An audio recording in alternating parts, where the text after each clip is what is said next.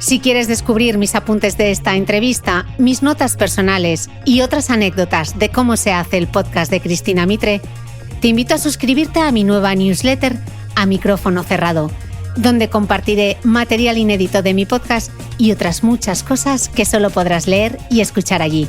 Suscríbete en www.cristinamitre.substack.com, repito, www.cristinamitre.substack.com, y todos los domingos recibirás en tu email mi newsletter A Micrófono Cerrado. Te dejaré también link directo en las notas del podcast que, como siempre, comparto en mi blog www.thebeautymail.es. Todo el mundo tenía una historia, y cuando digo todo el mundo es que no es una exageración, es que es todo el mundo, porque claro, los que se han ido, obviamente, claro, hemos visto los refugiados, cómo contaban sus historias, que lo dejaban todo, que no sabían nada de sus familias rotas, desesperadas. Esos los que se iban, pero es que los que se han quedado, por un lado estaban los hombres, muchas veces, casi siempre o muchas veces solos, ¿no? Se habían tenido que quedar pues, para luchar, gente que en la vida había cogido un arma. Yo conozco hombres que han estado escondidos durante todo el tiempo porque, a ver, no es tan fácil que tú de pronto te digan ahora coges un fusil y te tienes que ir a luchar, por más que quieras a tu país y por más que quieras hacer algo por ellos, ¿no? Eso por un lado. Y encima que tienes que algo tan horroroso y tan duro como es que tienes que ir a la frontera a dejar a su familia, a tu familia. Yo esto lo he visto en la frontera y es descorazonador. O sea, las familias llorando, los niños, papá y mamá, y que ves que tu mujer se va con tus hijos, no sabes a dónde ni cómo, y tú te tienes que quedar y encima es que igual tienes que coger un fusil, irte al frente. O sea, es una cosa como, pero esto me está pasando a mí en pleno siglo XXI. Si buscásemos en Google la palabra reportera, seguro que la primera sugerencia nos llevaría a la periodista Almudena Ariza. Mi invitada ha sido editora y presentadora del Telediario de Televisión Española, conductora del mítico programa Informe Semanal, enviada especial y corresponsal internacional. Micrófono en mano, la hemos visto cubrir guerras como las de Irak y Afganistán, y también desastres causados por terremotos y tsunamis de Haití a Japón, pasando por Indonesia. Recién aterrizada en Nueva York, acaba de regresar de Ucrania, a donde pidió ir voluntaria para poder contar, a través de las personas que están allí, lo que está pasando, me dice durante la entrevista. A través de sus historias, ha puesto cara y voz al horror de la guerra. Y recuerdo entonces algo que escribe Ahmed Sarzayus en Hermanito de Ibrahim Abalde. Cuando te cuentan algo tan duro de un modo tan peculiar, te quedas sin saber a qué agarrarte. No sabes si es legítimo sentir eso que estás sintiendo, además de la amargura. Si es adecuado sentir, cómo decirlo, ese asombro, esa belleza extraña. Y tratas de ignorarlo, de no dejarte arrastrar, pero sigues sintiéndolo.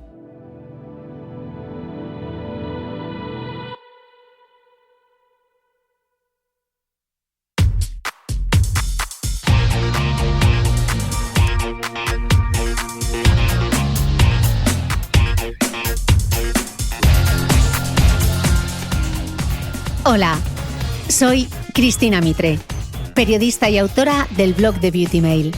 Bienvenido a este nuevo episodio de mi podcast, un espacio semanal en el que entrevisto a grandes expertos de la salud y el bienestar para que aprendamos juntos a vivir mejor.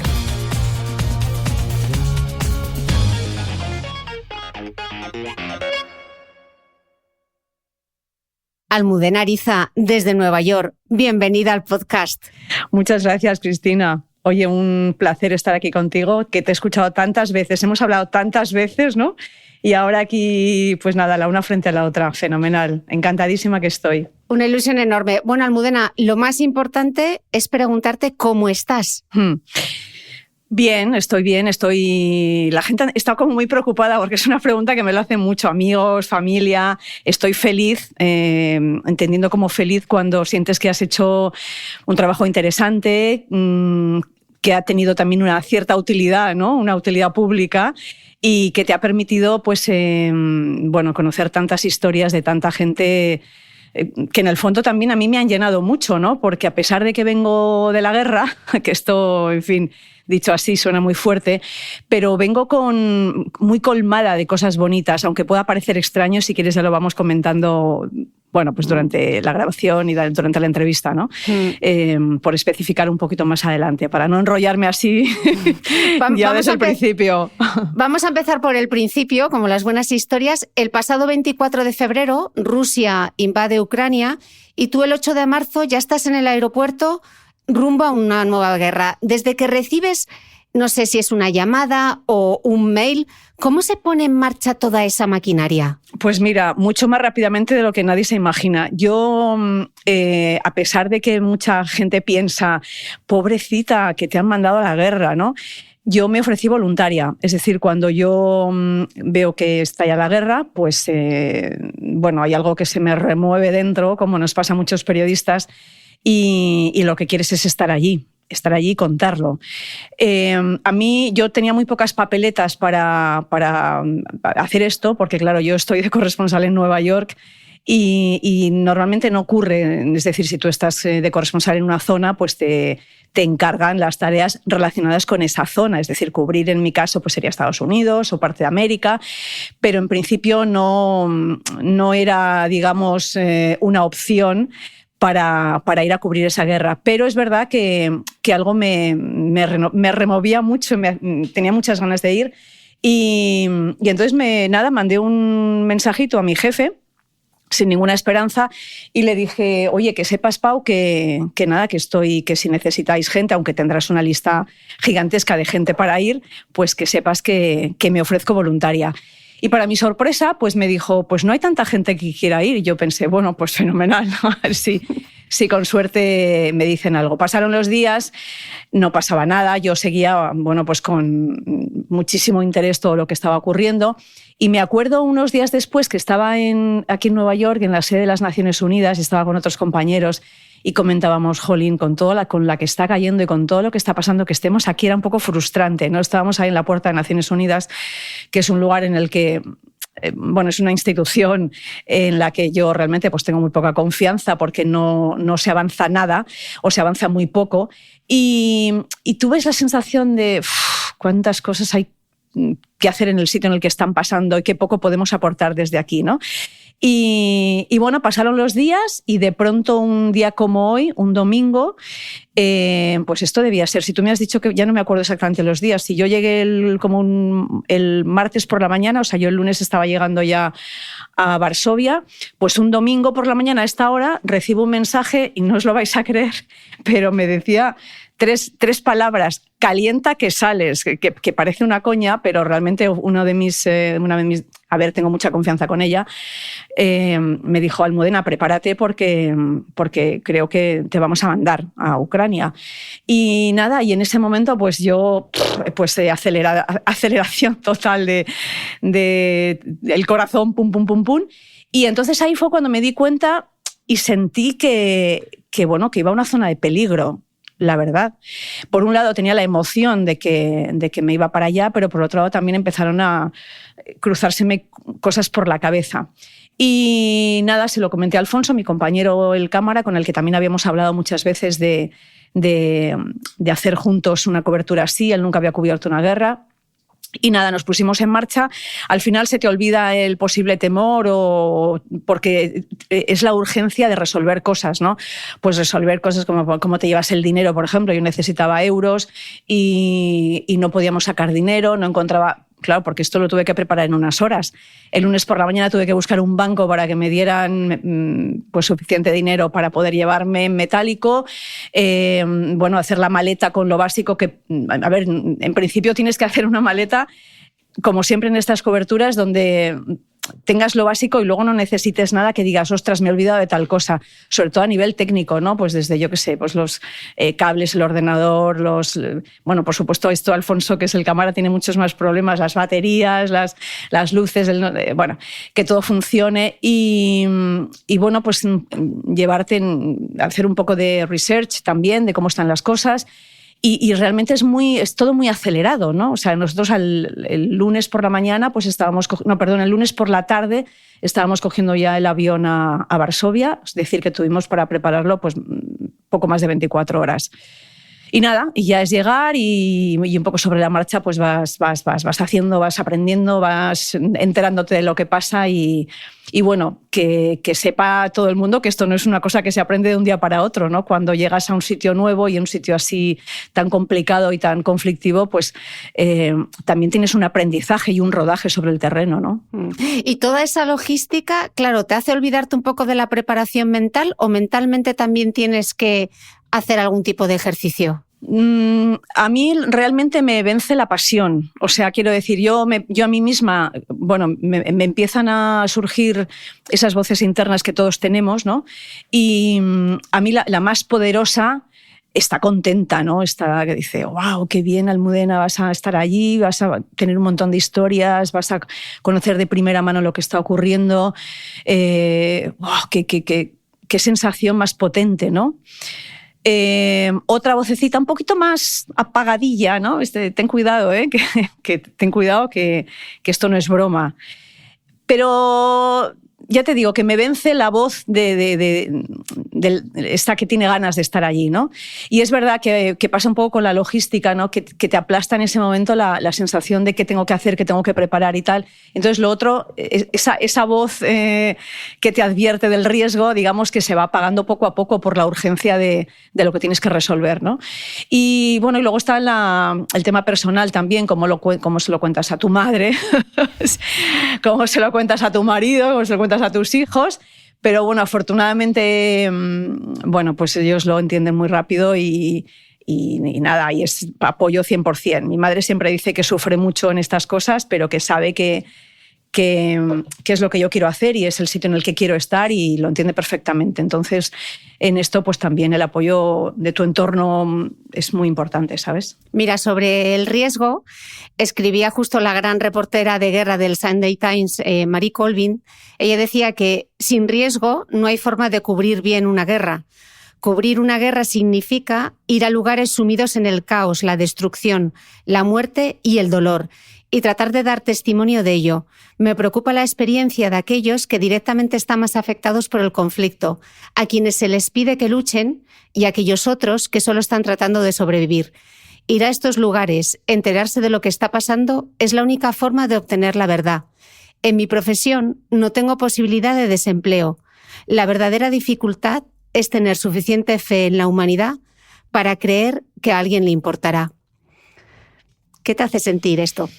Sí, 100% de acuerdo. La verdad es que, bueno, también es verdad que los reporteros hacemos falta siempre, ¿no? Y en esta guerra en la que hemos visto también cómo actúa la desinformación y cómo incluso se nos ha cuestionado a los propios reporteros que hemos estado sobre el terreno si era cierto lo que estábamos contando, pues fijaos si no hubiéramos ido, ¿no? A mí hay una cosa que me llena de satisfacción, esta frase horrible, ¿no? Pero bueno, que me da la sensación de que estamos siendo útiles los reporteros que estamos allí, porque además sabéis que incluso Naciones Unidas y la propia Fiscalía de Ucrania está utilizando mucho del material, buena parte del material que hemos rodado y que hemos conseguido los reporteros sobre el terreno, pues para una investigación sobre crímenes de guerra. Entonces, yo creo que el trabajo que estamos haciendo allí en Ucrania es muy, muy, muy, muy valioso, el que hemos hecho los que hemos estado y el que están haciendo todavía los que están allí, ¿no? Entonces yo creo que es muy importante que los reporteros dejemos constancia de lo que otros muchos quieren tapar, ¿no? O quieren borrar o quieren directamente transformarlo en otra cosa, ¿no? De hecho, tú fuiste de las primeras periodistas en llegar a Bucha, has estado también en Borodianka. Sí. Tú has visto el horror tan de cerca. ¿Qué sientes al leer a los negacionistas por Twitter? Pues mira, yo lo escribí un día, ¿no? Que decía tristeza infinita, ¿no? Porque es la sensación de, por un lado, esto que digo, ¿no? Si estamos allí, ¿quién te va a cuestionar lo que estás diciendo, ¿no? O sea, ¿cómo es posible? Si yo estoy haciendo fotos, el otro día incluso una persona muy cercana me dijo, pero bueno, eso de la fosa, eso es verdad. Digo, ¿cómo que es verdad? Pero tú no has visto que yo he hecho fotos, que yo he hecho vídeos de esa fosa, que el día que yo llegué a Bucha. Y todavía lo dudaba, pero lo duda gente que no que no es sospechosa de ser friki o de estar, no sé, completamente intoxicada. Lo dice gente bastante normal. Bueno, normal quiere decir gente que no te esperarías que te dijera esas cosas o que te cuestionara esas cosas. A ti que has estado allí, ¿no? Entonces, claro, yo cuando a través de mi Twitter, pues compartía imágenes o compartía testimonios de gente que me estaba hablando, pues es que de pronto tenía un chorro de mensajes que me decían, no, pero es que tú estás pagada por la OTAN y es que es mentira. Y decía, pero Dios mío, ¿pero qué puedo hacer? O sea, ¿qué más podemos hacer los periodistas, ¿no? Que es la eterna pregunta que yo me hago. ¿Qué más? ¿Qué más? Bueno, pues supongo que seguir ahí, es decir, sobre todo no parar, no bajar la guardia y seguir en el terreno, ¿no? Yo creo que también ha habido, bueno, yo me voy de un tema a otro, pero sí que me parece importantísimo el tema de que ahora con todo esto de las redes y los TikTok y los Twitch y tal, hay muchísima gente haciendo un supuesto periodismo desde el sofá, ¿no? Desde la cómoda butaca de su casa, y de ahí opinan y pontifican y deciden lo que es verdad y lo que no. Y tú dices, pero bueno, vamos a ver si es que yo he estado allí. O sea, y es verdad que estar allí para un periodista supone mucho esfuerzo, para un medio supone mucho dinero, muchos recursos, porque es muy caro. Entonces es verdad que cada vez hay menos medios que envían a gente al terreno. Fíjate que en un país como España, ¿no? Realmente hemos sido muy pocos, o han sido muy pocos, contadísimos los medios que han enviado personal propio. La mayoría han contratado freelance, muchas veces sin importarles qué tipo de formación tenían o de dónde venían, o que han optado por la opción más barata. Es decir, hay freelance que son buenísimos y que tienen, bueno, que han hecho un trabajo extraordinario. Pero otros muchos es que ni siquiera tenían tiempo para prepararse las cosas, porque era, bueno, aquí te pillo, aquí te mato, ahora me haces un directo y mañana me haces otro y dentro de 40 minutos te vas a no sé dónde. O sea, bastante maltrato también. Entonces, es tan importante tener periodistas que hagan un buen trabajo sobre el terreno, una vez más, para que realmente no sé, podamos confiar en ellos y sean nuestros ojos ahí, y más en momentos como este, ¿no? Entonces yo creo que incluso estando, se duda de nosotros, imaginemos no estando, ¿no? No sé qué puede pasar. Total. No es la primera vez que cubres un conflicto bélico, estuviste también en Afganistán e Irak, pero ¿qué ha tenido esta guerra de particular, Almudena? Hablabas de las redes sociales. ¿Qué más? Mira, a mí hace poco alguien me preguntó, están diciendo que esta guerra es más difícil de cubrir que otras. Esta guerra, a ver, para empezar, no hay ninguna guerra ni mejor ni peor, todas son un infierno y las guerras todas son horribles y cubrir una guerra es complicado. Pero a mí ha habido varias cosas en esta guerra que yo, también por mi experiencia y por mi edad, ¿no? También sí que he notado distinto, ¿no? Por un lado, mi actitud. Mi actitud ha sido mucho más de quiero humanizar todo lo que veo, ¿no? Veo también mucho rambismo muchas veces entre los corresponsales de guerra, mucho Rambo, ¿no? Mucha testosterona. Yo he sido el primero en llegar a no sé dónde y voy a no sé qué, y mucho tiro y mucho chaleco antibalas cuando ni siquiera es muy necesario, ¿no? No porque yo, ¿sabes? Y la foto con él. Yo he querido tener un perfil bajo en todo esto, es decir, he intentado, y si no lo he conseguido pido disculpas mil, porque creo que los periodistas no somos los protagonistas, obviamente, pero claro, mi objetivo era sobre todo contar las historias de las personas afectadas por la guerra, ¿no? Y la verdad es que ha sido, claro, para mí ha sido un lujo, porque en esta guerra, a diferencia de otros países en los que he estado en conflicto, realmente ha habido...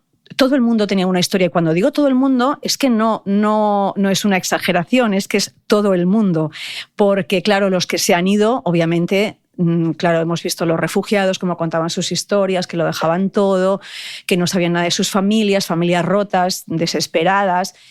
Esos los que se iban, pero es que los que se han quedado, por un lado estaban los hombres, muchas veces, casi siempre o muchas veces solos, ¿no?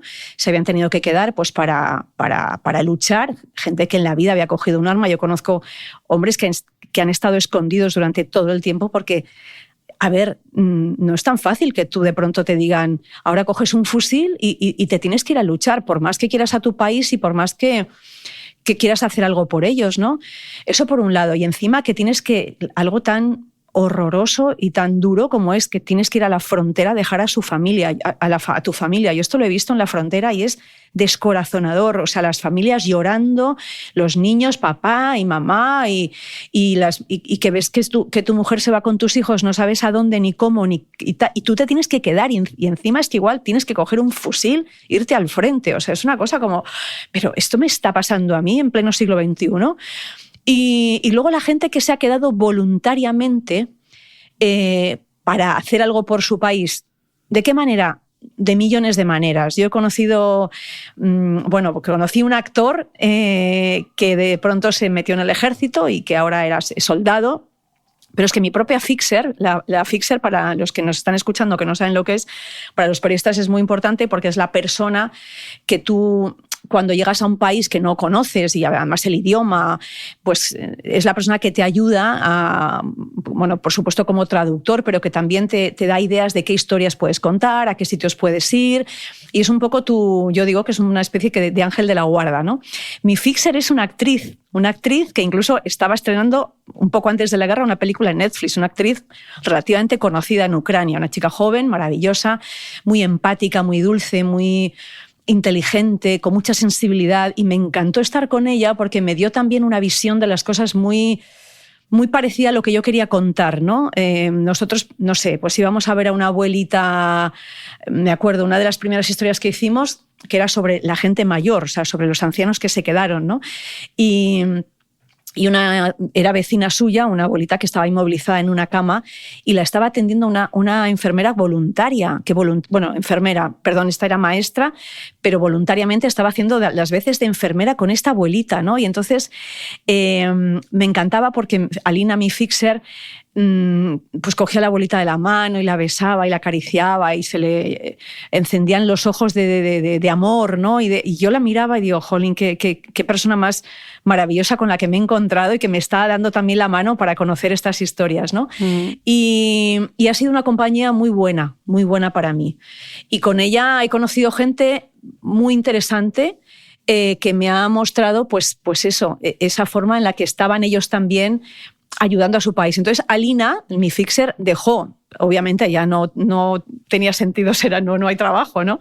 Y entonces me dijo que ella quería voluntariamente ayudar a su país y lo hacía ayudándonos a los periodistas, ¿no? A ver esa realidad que teníamos delante de nuestros ojos, ¿no? Pero a verla con eso, con empatía y con una sensibilidad que me ha acompañado, como digo, en todo este viaje y me ha ayudado muchísimo.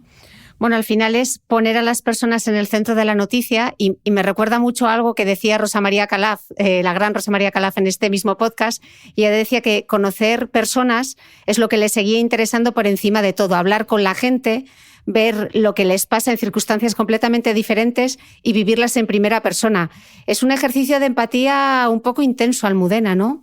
Bueno, a mí realmente es que de verdad que me sale solo, pero no lo digo como por echarme galones ni por ponerme galones. Es que yo realmente soy, la gente que me conoce, yo voy por la vida, voy por la calle y voy con una enorme curiosidad queriendo saberlo todo de todo el mundo, ¿no? O sea, yo, por ejemplo, cuando llego, estuve en la primera parte de mi cobertura, estuve en Lviv, en Leópolis, que era otro tipo era todo más colateral, ¿no? La guerra no estaba ahí, pero sí se veían los efectos de la guerra, ¿no? Había muchísimas historias, pero cuando yo llego a Kiev, que es realmente la parte dura, donde ya están, sobre todo en los alrededores de Kiev, donde ya la guerra se siente en la piel, ¿no? Pues claro, yo iba por la calle y decía, a todo el que veía por la calle, Dios, que todo el mundo... Yo iba parando, de pronto veía a una abuelita, que a mí las abuelitas me emocionan muchísimo, una abuelita subiendo sola una cuesta de una calle muy larga. Y le digo a mi compañero Alfonso, que se ríe porque mi frase es, esta mujer tiene una historia, no todo el rato estoy diciendo, este chico tiene una historia, tiene una historia. Siempre se burla un poco de mí, y yo digo, esta abuelita tiene una historia, claro, sola en Kiev, en una calle donde no pasa nada y todo el mundo se ha ido y hay una guerra. Y entonces, claro, nos acercamos a la abuelita y cómo no, claro, la abuelita tenía una historia, porque la abuelita había vivido la Segunda Guerra Mundial y cuando le preguntamos, pues la mujer lloraba diciendo, no me podía imaginar que a mis 90 y no me acuerdo cuántos, más de 90 años, yo vuelva a estar aquí y vuelva a estar pasándonos esto y me he venido de mi pueblo y estoy con mi hija, pero no estoy en mi casa. Bueno, y de pronto cogemos el coche, damos una vuelta también a la calle y de pronto nos paran en un checkpoint unos chicos pues que tendrían 18, 20 años, chicos que no tenían pinta de ser, que no eran soldados, iban vestidos con uniforme de camuflaje, pero no se veía que no eran soldados, ¿no? Claro, pues me paran y estos chicos tienen una historia. Y digo, pero por favor, ¿vosotros qué hacéis aquí? ¿Quiénes sois? Contadme un poco. Y entonces me dice uno, no, pues somos universitarios, que claro, hemos dejado la universidad y entonces hemos decidido dejarlo todo y venirnos aquí y hemos aprendido a hacer cócteles Molotov y estamos en esta trinchera, estamos en este checkpoint. Y claro, pues ¿cómo no van a tener una historia? Todo el mundo ha transformado sus vidas, pero a unos niveles espeluznantes. Entonces estos chicos estaban tan tranquilamente, uno estudiando Derecho, el otro Economía y tal, y de pronto estaban vestidos en medio de ese checkpoint con los cócteles Molotov que estaban preparando y que tenían tal, por si de pronto empezaban a bombardear Kiev, ¿no? Entonces, claro, esto era una cosa constante, ¿no? Entonces yo iba viendo, de pronto encontrabas un restaurantito pequeño que resulta que ha abierto y que está dando comida a los militares. Claro, pues tú entras allí, claro, todo el mundo tiene una historia alucinante que contarte, ¿no? Bueno, todo el mundo tiene una historia, pero hay que saber mirar y saber escuchar también, ¿no? Hablabas antes de Alina, tu fixer, has hablado del cámara, de Alfonso Lozano, también el papel del conductor, qué importante, ¿no? ¿Cómo se monta Almudena toda esta logística? Porque, claro, tú estabas en Nueva York, o sea, no estabas cerca de Ucrania. ¿Cuáles son las claves para, en tan poco tiempo, hacer equipo? Y claro, en una situación tan tensa, ¿no? Pues yo creo que yo creo que la gente que es de una determinada forma se acaba atrayendo, ¿no? A mí me atrae ese tipo de perfil más soft, gente buena, gente que no sé, que no cree conflicto, gente sana mentalmente me refiero, ¿no? Gente que no sea tóxica. Entonces, yo creo que la gente que es así enseguida se capta, ¿no? O sea, enseguida lo ves hasta con la mirada. Yo cuando hablé con Alina, nada, el primer día me intercambié unos mensajes y el día que la conocí yo pensé, bueno, ya no es periodista porque hay muchos compañeros que prefieren tener un fixer periodista y es verdad que con un fixer periodista te mueves muy bien enseguida, pero me pareció que había algo en ella que me iba a permitir trabajar muy bien y sobre todo llevarme muy bien y entendernos mucho e incluso hablar de otras cosas, ¿no? Y bueno, con Alfonso, la gente que me sigue ya sabe que llevo con él pues un montón de años y que yo a Alfonso la primera vez que le conocí fue, bueno, hace ya creo que casi 10 años, en Madrid, porque yo estaba buscando un cámara y bueno, llamé por teléfono a un compañero en Televisión Española y le dije, mira, quiero una persona de este perfil, alguien que se sepa mover rápido, que tenga recursos, que tenga experiencia, pero sobre todo, por favor, para mí lo más importante, que sea buena gente. O sea, ser buena gente para mí es un básico, ¿no? Porque pasamos muchas horas juntos y me dijo, tengo la persona para ti, Alfonso Lozano. Y Alfonso Lozano yo le vi que quedé en un barecito al lado de los Cines Ideal en Madrid y en 2 minutos le calé y dije, quiero que te vengas conmigo. No había visto ni siquiera sus vídeos, no había visto nada, pero ya simplemente con la recomendación y con verle la cara y escucharle 4 cosas ya supe que me iba a ver, o sea, que era mi tipo, ¿no? Y bueno, y realmente no solo era, sino que se ha destapado como un cámara absolutamente excepcional, extraordinario. Para mí es de los mejores que veo, pero a nivel internacional diría, ¿eh? O sea, es muy crack y trabajamos, es una pasada, porque realmente el valor de un equipo, que somos solo 2, ¿no? Pero nos miramos y ya sabemos lo que quiere el otro y sabemos perfectamente lo que vamos a hacer. Y cuando veis esas entradillas que la gente dice, no, pues tenéis un dron y tal. No es un dron, es una camarita pequeña que todo el mundo puede comprar en Amazon, que es muy barata, que es una cámara 360. Y bueno, y realmente hacemos todo casi a la primera. Me dice, venga, hacemos aquí la entradilla, venga, sí, tal. Pues enseguida y nos sale la primera. Estamos tan acostumbrados ya a trabajar juntos que que nos sale muy rápido y tenemos una mirada muy parecida sobre las cosas, ¿no? Y luego él también ha aportado a nivel técnico algo muy interesante. Él ha trabajado durante toda la guerra con una cámara de fotos que tiene una sensibilidad especial para captar la imagen con una profundidad, una colorimetría, que le ha dado también un tono a nuestra forma de contar, ¿no? Y creo que como más humano, más realista, más... esto me ha gustado mucho. Este el desenfoque del fondo y el enfoque en las personas, en las caras, en los ojos, en las manos, en los rostros, ¿no? Para mí era muy importante porque realmente nosotros las piezas de los telediarios son piezas muy cortitas, de 2 minutos. En 2 minutos, ¡buah!, es que no puedes contar mucha historia, ¿no? Pero por lo menos igual esos 40 segundos que le dedicas a alguien, que esos 40 segundos, que esa historia realmente te penetre, ¿no? Y este era mi objetivo. Contar sobre todo a través de las personas que están allí lo que está pasando, ¿no? Y ellos lo cuentan muy bien y bueno, es que son toda la gente que ha pasado por delante de nosotros me han parecido todos seres extraordinarios. Mira, justo hablando de las historias de las personas, de poner a esas personas en el centro, escribía la corresponsal de la CNN, Clarissa Ward, en su libro En todos los frentes, que cuanto mejor hacía su trabajo, más alto era su nivel de ansiedad, porque sentía una fuerte sensación de presión por hacer justicia a la historia. ¿Eso a ti te pasa cuando tú ves y dices, ¡buah, esta abuelita tiene una historia! ¿Te sientes con la responsabilidad de contarla bien? A mí lo que me produce una enorme frustración es no poder quedarme luego con la abuelita mucho más rato. Esto es lo que a mí me pasa, ¿no? Me parece que a mí me desconsuela muchísimo el que de pronto no tengamos más tiempo para dedicárselo a esas personas a las que en un momento también las estamos utilizando, ¿no? O sea, es verdad que gracias a que lo estamos contando a la gente le remueve y la gente lo entiende y la gente se pone en su lugar, pero es que luego nosotros nos vamos, ¿no? Bueno, luego gracias a esto también que te digo de Alina y a cómo es también Alfonso, que son súper empáticos, pues hacíamos mucho del tipo, no sé, pues a la abuelita que estaba inmovilizada en la cama de pronto era como, ¿y qué quiere? ¿Qué le podemos traer? Pues traedme agua. Bueno, pues entonces íbamos al súper, le comprábamos agua, pero aún así, claro, no tenemos tiempo porque es que estas coberturas, claro, no solo es lo que rodamos, es que tenemos que hacer dos reportajes cada día para los telediarios, pero luego tenemos que hacer directos y para el canal 24 horas y para un montón de cosas, el matinal, la hora de la 1, o sea, el nivel de trabajo cada día es tremendo, ¿no? Entonces, claro, la sensación es que, jolín, que no tienes tiempo para atender a estas personas que se han abierto en canal y te han dado, bueno, pues, jolín, todas las emociones que tienen en este momento y te lo han contado, historias durísimas.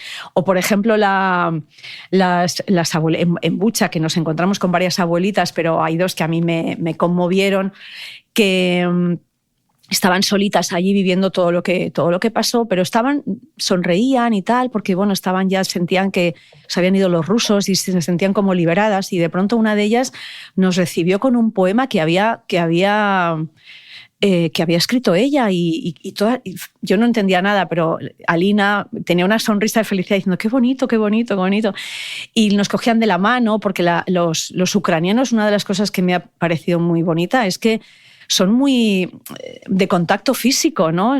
Yo pensé que era un pueblo mucho más frío, mucho más despegado, pero a mí que me encanta abrazar y que me encanta tocar y que me encanta sentir, ¿sabes?, la piel de las personas, pues eso, de pronto las abuelitas que te agarraban y te abrazaban y tal, y a esta señora también le dijimos, bueno, ¿y qué le podemos traer? Nos decía chocolate.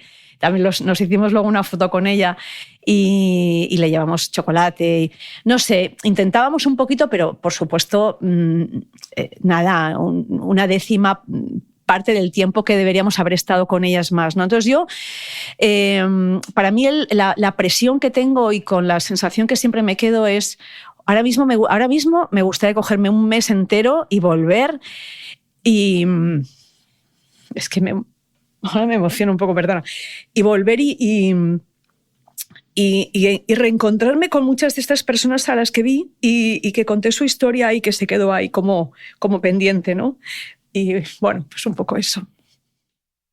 Preparando el guión de esta charla, Almudena, me topé con esta frase del gran escritor ganador del Pulitzer, Viet-Thanh Nguyen, y él escribe que todas las guerras se pelean 2 veces.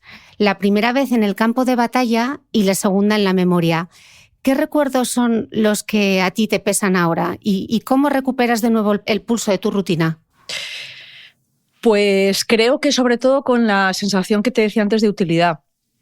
Es decir, ha servido para algo, ha servido para que haya gente que, hay gente que siempre va a dudar de cosas, de que si lo hiciste bien o no lo hiciste bien, si nos hemos podido equivocar, siempre nos equivocamos. Yo, por ejemplo, hay una cosa que me preocupa muchísimo, que es el tema de las traducciones, de ser súper riguroso con todo lo que nos cuenta la gente, pero cuando no es un idioma que tú controlas y de pronto estás a expensas de que otro te está traduciendo y que de pronto tienes que sacar un trocito en el telediario, pero que a lo mejor justo esa palabra no es la palabra que ha salido. A mí eso me genera, me produce mucha presión y mucha ansiedad de a ver si nos hemos equivocado con el tema de las traducciones, por un lado. Entonces, la sensación es sobre todo, yo lo he hecho lo mejor posible, he trabajado con honestidad y con rigor, me he podido equivocar, pero esa sensación esa parte la tengo cubierta, ¿no? Y eso, la cosa de que ha servido para algo, esto me parece que es fundamental. Y luego, pues el lidiar con yo todavía me despierto por las mañanas pensando que tengo que hacer un directo, o que de pronto me veo a mí misma en esa especie de ese momento que tienes así como de niebla, que te estás despertando, pero que estás todavía duerme vela, ¿no? En ese momento duerme vela. Y estoy ahí todavía pensando en cómo voy a armar una pieza de tal, que si voy a no sé dónde, pero todo con Ucrania de fondo. O sea, lo tengo ahí todavía en el inconsciente o en el subconsciente seguro. Me está navegando y de pronto me aparecen flashes. Pero no, lo llevo bien, no es que de pronto esté obsesionada ni tal. Lo que pasa que, claro, cuando tú vives una experiencia muy intensa, pues obviamente se te queda mucho tiempo, ¿no?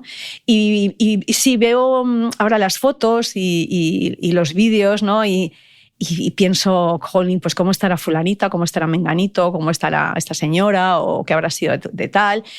Y eso, y lo que te decía antes, pero con la sensación de qué pena que no escuché más a esta señora, o que no me quedé más tiempo con ella, o que nos tuvimos que ir corriendo porque teníamos un directo y no le dedicamos el día entero, ¿no? Que era lo que se merecía.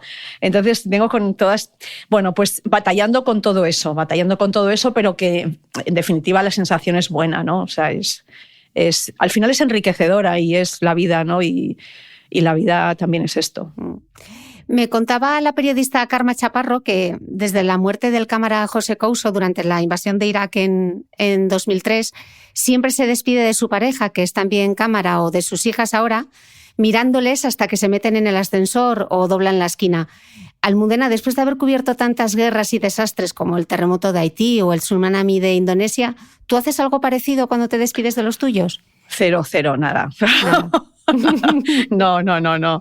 No, esos rituales así que va, no. No, porque yo ya te digo que cuando me voy, lo que pesa más es la ilusión, de verdad, ¿eh? Me voy ilusionada y emocionada por lo que voy a hacer. O sea, para mí es una cosa maravillosa, o sea, es un regalazo. Yo a mis jefes, al final, cuando he terminado la cobertura, que he terminado porque ellos me han dicho que me viniera, o sea, yo me habría quedado, obviamente, ¿no? O sea, para mí fue un golpe cuando me dijeron, cumplí el primer mes y me dijeron que tienes que volverte. Y yo, perdón, ¿cómo que me tengo que volver? No, es que ya creemos que un mes es suficiente, no sé si lo hacen por salud mental, pero para mí, claro, yo era cuando justamente después de un mes cuando me sentía que estaba entendiendo mejor lo que estaba pasando, que tenía más contactos, que tenía más experiencia, que me sabía mover mejor sobre el terreno. Y entonces pues me dijeron, hala, para casa. Y yo, no. Entonces no, yo me voy soy toda energía y vuelvo como más energía todavía. Entonces no tengo esos rituales de voy a mirar porque igual es la última vez que le veo. No. Por cierto, escribí a Karma para verificar la anécdota y me dijo, y cito de manera literal, Almudena es un referente para muchas mujeres de nuestra profesión, arriesga, no se calla, es valiente. ¿Esto te ha traído problemas? ¿Cuál es de...? El arriesgarte, el no callarte. Bueno, es que arriesgar no sé muy bien a qué se refiere. Si es arriesgar físicamente, no sé muy bien. A ver, valiente soy en el sentido de que a mí me arden mucho las cosas por dentro. Es decir, me gustaría ser incluso más asertiva de lo que soy. A veces por miedo sobre todo a hacer daño, ¿no? Si no digo más cosas, a veces es porque sí que me gusta, me pongo en el lugar del otro y digo, jolín, a ver si esto le va a molestar, ¿no? Pero bueno, sí me gusta defender a lo que tengo derecho y a lo que tienen derecho otros, ¿no? Y claro, pues esto a veces te trae consecuencias negativas, pero bueno, soy bastante peleona. Y creo que he sido bastante peleona siempre en general, en mi pequeño ámbito, o sea, quiero decir, dentro de lo que he podido hacer, ¿no? Y con el tiempo creo que sigo siéndolo, quizá de una manera menos, pensándomelo un poco más, pero sí que sigo siendo también impulsiva.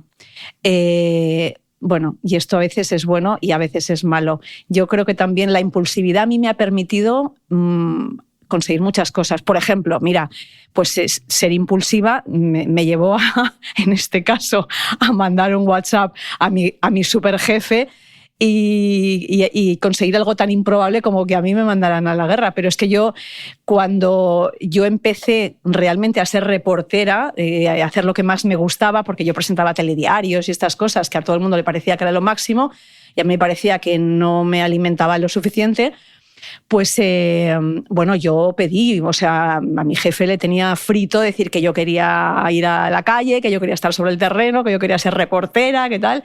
Y fui muy pesada. O sea, sí que es verdad que cuando se me pone algo en la cabeza voy bastante a saco, ¿no?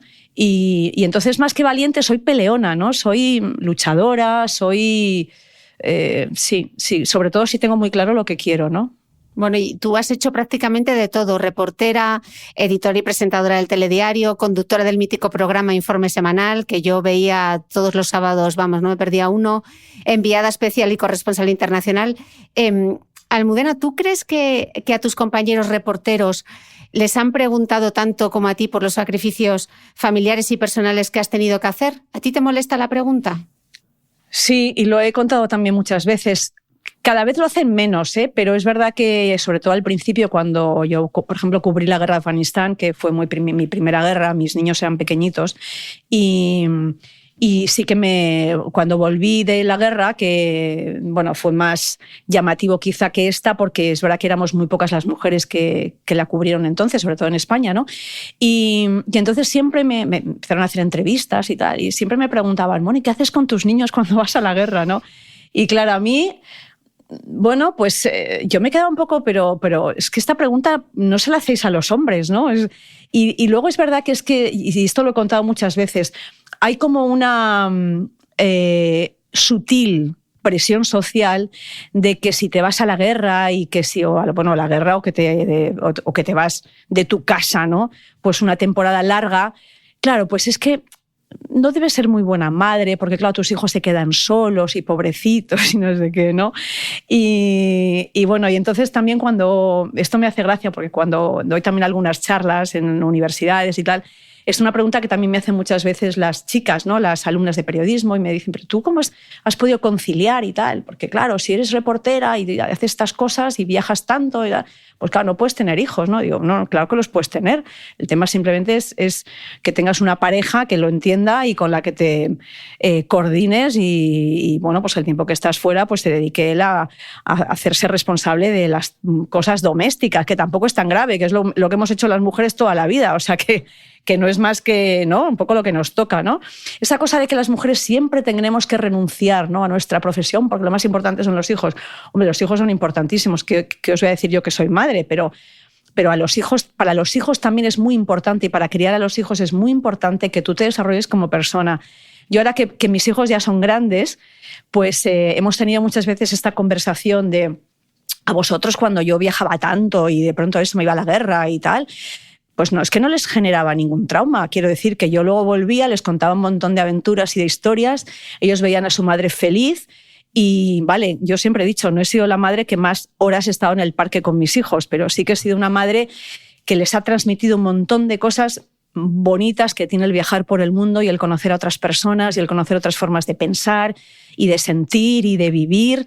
Y ellos han sido también, ahora son niños muy globales, por decirlo así, es decir, han vivido en muchos países, son niños muy tolerantes, muy interesados por muchas cosas. Y entonces yo creo que esta semillita que puso su madre, que no estaba todo el día en el parque con él, y que no hacía con ellos los deberes porque les acostumbró a que ellos tenían que hacer los deberes solos, por ejemplo, pues bueno, pues les ha ido bien. Entonces, con esta sensación me quedo, ¿no? Y esta sensación también me gustaría transmitírsela a otras mujeres, y lo hago muchas veces, siempre que puedo, ¿no? Chicas, no dejéis de hacer lo que queréis hacer en la vida por el hecho de que seáis madres. Lo único que la clave, o sea, el secreto es rodearos de las personas que os puedan ayudar a hacer las dos cosas, o sea, a criar a vuestros hijos y a desarrollaros en vuestra profesión, ¿no? Reconocía Rosa María Calaf en este podcast, decía que el hecho de estar siempre en minoría como mujer te reconfirma que debes estar permanentemente demostrando tu capacidad porque no se te supone. Tienes que estar siempre intentando ser la mejor. ¿Tú lo has vivido así también o es de otra generación? Bueno, yo creo que todavía nos pasa y nos pasa tanto que es que nos lo hemos asumido. Y yo todavía, a pesar de que la gente que me esté escuchando no se lo crea, yo sigo todavía luchando cada día con el síndrome del impostor, este famoso que nos afecta a las mujeres, que yo digo, no sé, pero sí, es que yo ya tengo una edad que no tengo edad para sentirme así, pero sigo sintiéndome así tantas veces. La parte buena de esto es que claro, tenemos un nivel de exigencia muy alto y nunca acabamos de sentir que lo sabemos todo. Entonces es verdad que esto nos lleva a prepararnos mucho más, quizá, ¿no? Y esto es bueno porque esto de ir sobradamente preparadas, pero a veces también te crea un poco de ansiedad. Lo estoy superando bastante, lo estoy superando bastante con el tiempo, pero aún así el mansplaining lo tenemos cada día todas nosotras a nuestro alrededor. O sea, siempre va a haber un colega que piense que no eres lo suficientemente, no sé, lanzada o que no lo suficientemente experimentada. Lo digo ahora en términos de corresponsales de guerra, ¿no?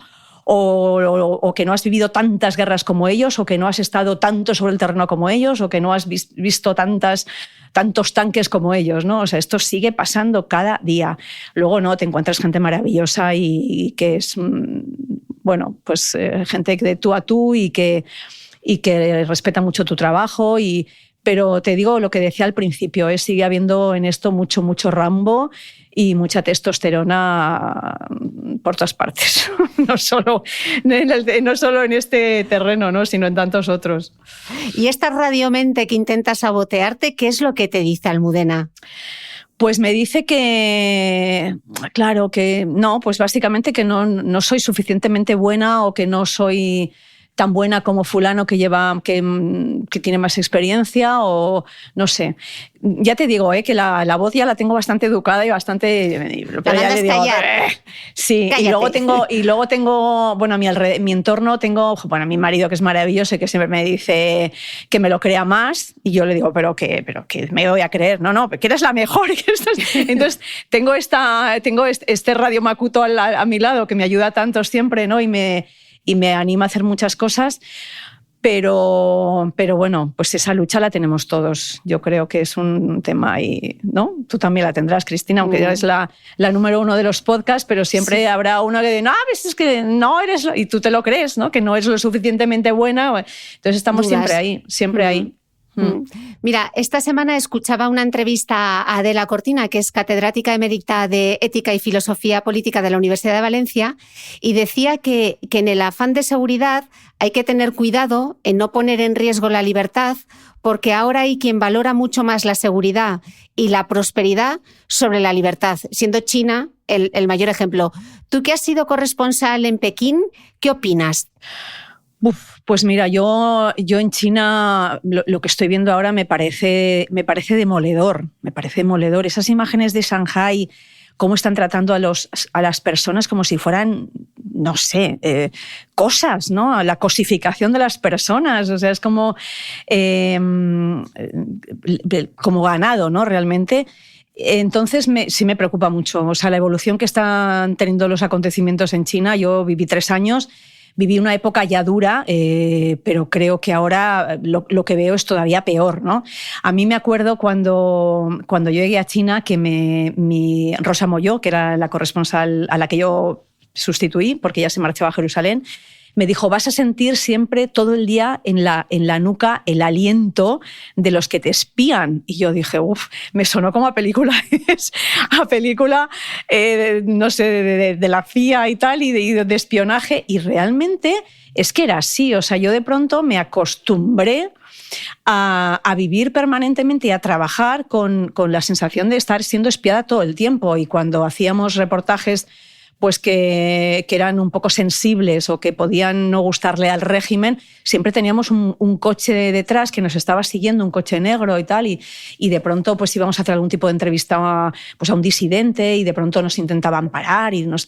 Creo que ahora todavía es mucho más agresivo, pero mucho más sofisticado, ¿no? El nivel de control tanto de los periodistas, de los extranjeros, como de los ciudadanos. Y esto es lo que más me preocupa, la sofisticación tecnológica con la que se están controlando la vida de las personas, ¿no?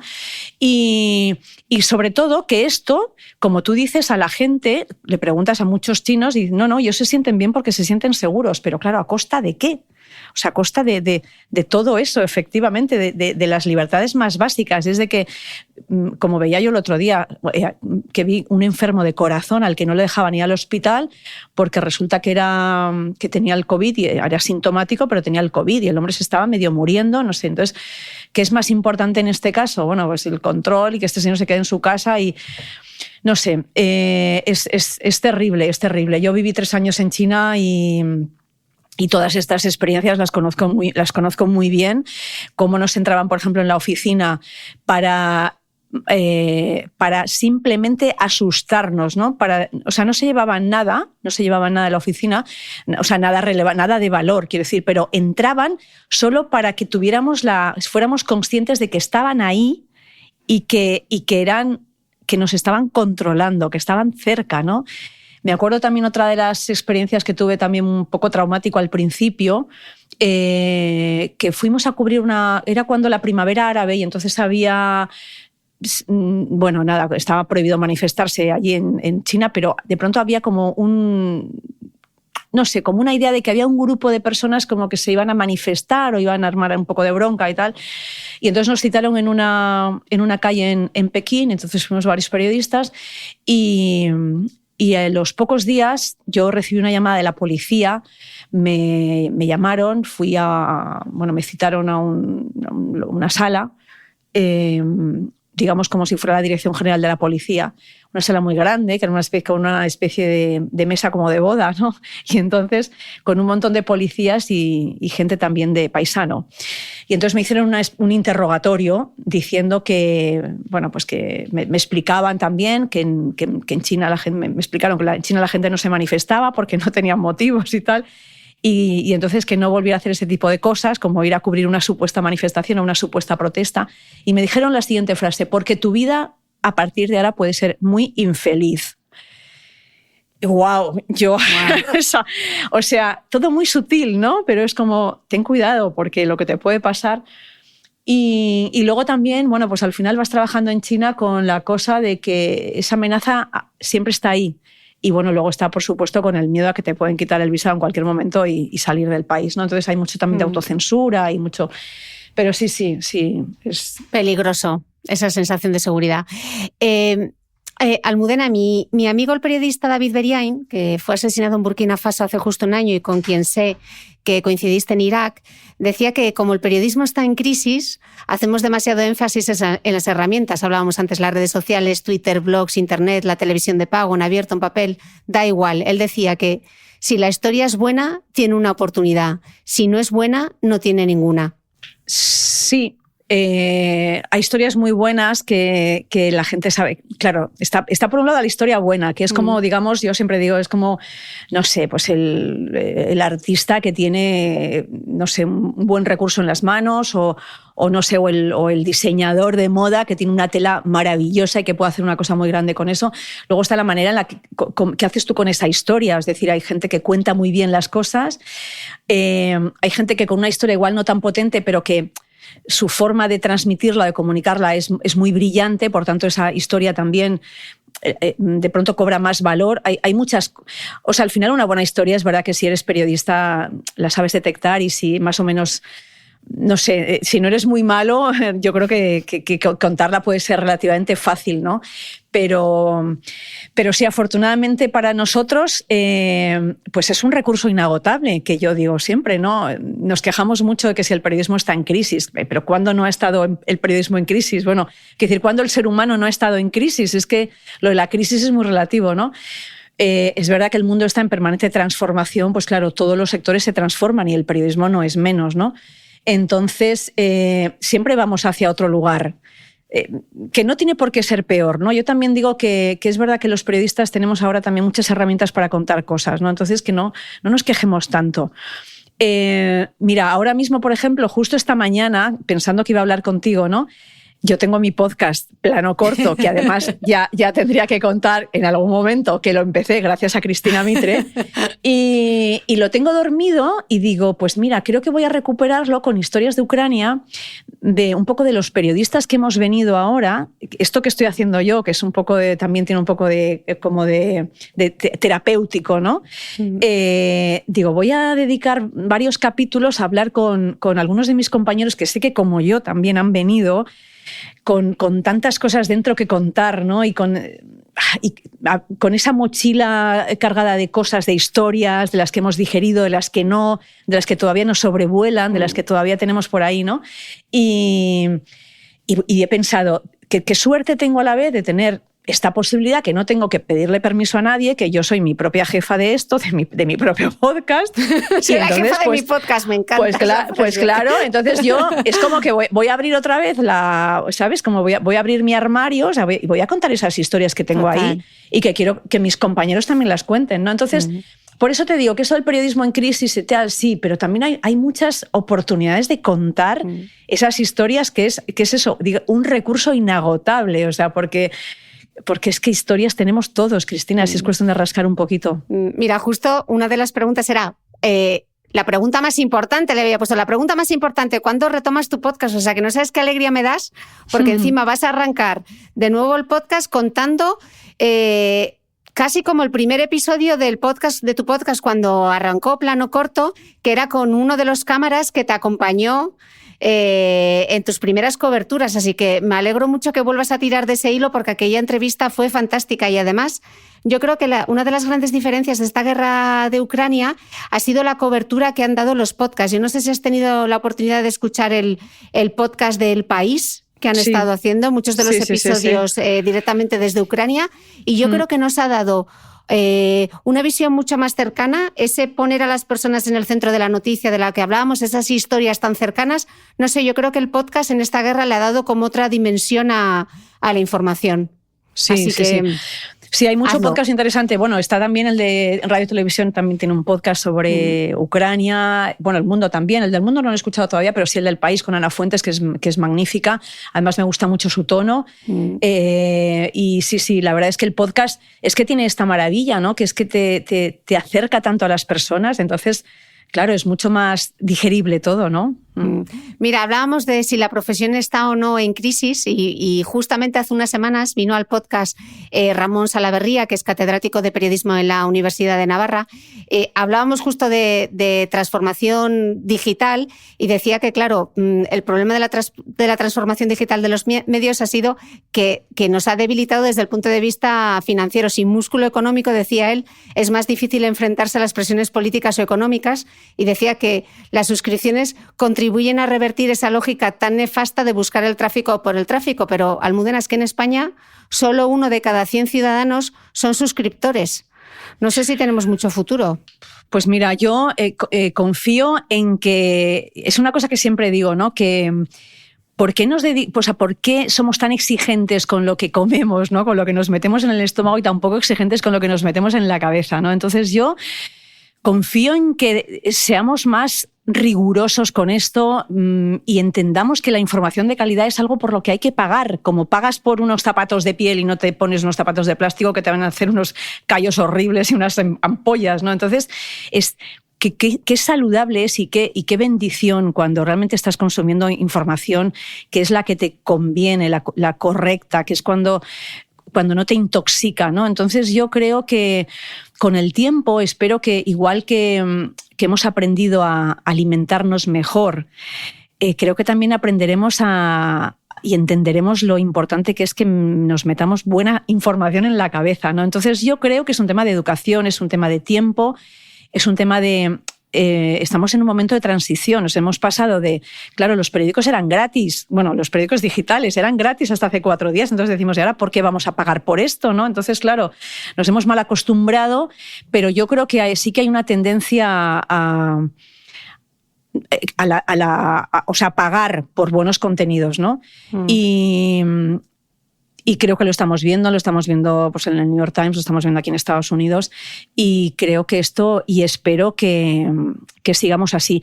Y luego sí que creo también que es muy necesario que y esto tienen que ser los medios los que entiendan que hay que hacer buen periodismo, que es caro, obviamente, pero hay que poner en valor el trabajo de los periodistas. Yo me sigo asombrando y vuelvo a hacer referencia al mundo de los freelance, a gente que está haciendo... Yo he visto en esta guerra a chavales muy jóvenes que han pasado de ser becarios a ir a cubrir la guerra porque ellos lo han pedido y a los medios medios importantes les ha parecido muy bien, les ha interesado, y esta gente joven es que han estado hasta poniendo dinero de su bolsillo para poder estar cubriendo la guerra. Entonces me parece de una poca vergüenza por parte de algunos medios grandes que están pagando una pasta por hacer un montón de cosas absurdas que sí, que dan audiencia, pero que en el fondo nos hacen peores personas a todos, ¿no? Y son capaces de tener, no sé, de pagar una miseria a un tipo que se está jugando la vida, ¿no? Muchos medios lo que hacen, por ejemplo, es que, claro, para no pagar, pues, por ejemplo, los seguros, para no pagar la estancia, el hotel o el viaje o el desplazamiento de los periodistas, pues eso, contratan a alguien que ya esté por allí y además dicen, oye, ¿conoces a alguien que esté por allí? Que ya esté por allí, que no tenga que pagar el viaje. No, pues fulano de tal. Pero fulano de tal es un becario. No me importa. O sea, si es que le voy a pagar 80 euros, ¿sabes? Por una crónica. Entonces, todo eso, o sea, yo de verdad... ojalá toda esta basura que se está generando en el mundo del periodismo se destape, ¿no? Y porque realmente hay mucho periodista que muy maltratado, ¿no? O sea, los freelance de verdad que es que tienen, o sea, realmente algunos le ponen una pasión increíble, les ponen un esfuerzo brutal, pero a costa de verdad de jugarse la vida, ¿eh? Y con un pasotismo total por parte de los medios que están dejando que esto ocurra, ¿no? Qué terrible, ¿eh? Sí, sí. Almudena, seguro que esto te lo han preguntado mucho ahora que estás de vuelta, y es yo creo que la pregunta del millón, ¿no? ¿Qué va a pasar en Ucrania? Estamos a 17 de abril y esto no saldrá hasta principios de mayo. ¿Qué ves? Bueno, yo lo que me temo es que esto se pueda cronificar y que nos olvidemos de Ucrania. Esto es lo que más me preocupa. De hecho, ya has visto cómo en los minutados, en los informativos ya no se dan grandes titulares. Como que se va apagando un poco, ¿no? Entonces, al final es como, que nos olvidemos de Ucrania y que nos olvidemos de que el conflicto está ahí, de que hay 4 millones de personas que siguen fuera de su país y que nos parezca que es algo que ya está otra vez un poco lejos, ¿no? Porque yo creo que una de las cosas, digamos, buenas, es decir, lo que nos ha hecho involucrarnos a tantas personas, ¿no? Ayudando, gestos de solidaridad, ha sido que veíamos que el conflicto estaba cerca y que nos tocaba, ¿no? Entonces yo creo que, por ejemplo, en España no ha habido una reacción yo recibía tantos mensajes de gente, hoy ¿cómo puedo ayudar y qué puedo hacer? Entonces, que de pronto eso se quede ahí, es la guerra en el este, en el Donbass, y que nos olvidemos de eso. Entonces yo creo que esto es lo que ojalá no pase y bueno, ojalá que lo que pase pronto y ojalá sea para bien de todos y ojalá podamos terminar con un acuerdo de paz, de esas conversaciones que están ahora mismo congeladas, que se retomen y que entre todos podamos encontrar una solución negociada a esto, ¿no? Entonces yo creo que ojalá, me quiero aferrar a eso y ojalá sea así. Sí, ojalá no se convierta en Siria, ¿no? Pero no pinta muy bien de momento. En una nota un poco con más alegría para cerrar el podcast, Almudena, con lo curiosa que tú eres, ¿hacia dónde está apuntando ahora la flecha de tu GPS?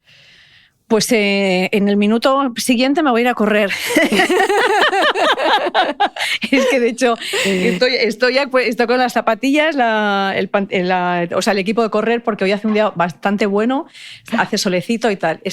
Perdón por la frivolidad, ese es el punto número 1. El punto número 2, hoy como además es mi domingo hoy estoy librando, que esto solo me pasa un fin de semana de cada 2.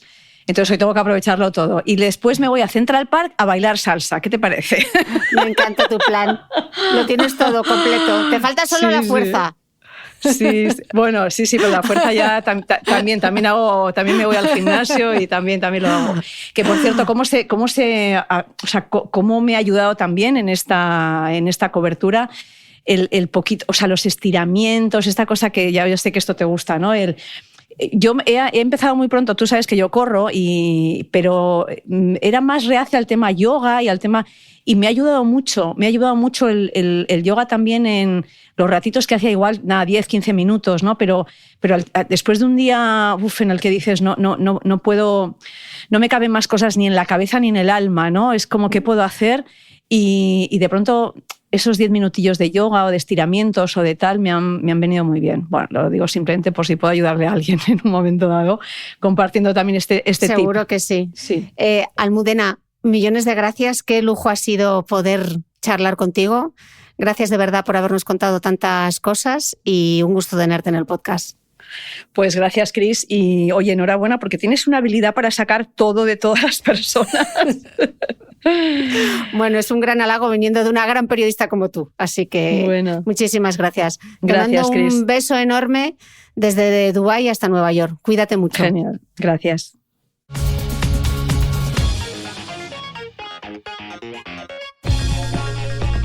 No olvides que todas las notas de este capítulo están en mi blog de beautymail.es. Además, si no quieres perderte ninguna entrevista, suscríbete a el podcast de Cristina Mitre en tu reproductor de podcast habitual. Y un último favor, si me escuchas en Apple Podcast o en Spotify, regálame una reseña, porque así ayudas a que este podcast siga creciendo. Muchas gracias y nos escuchamos de nuevo el próximo domingo.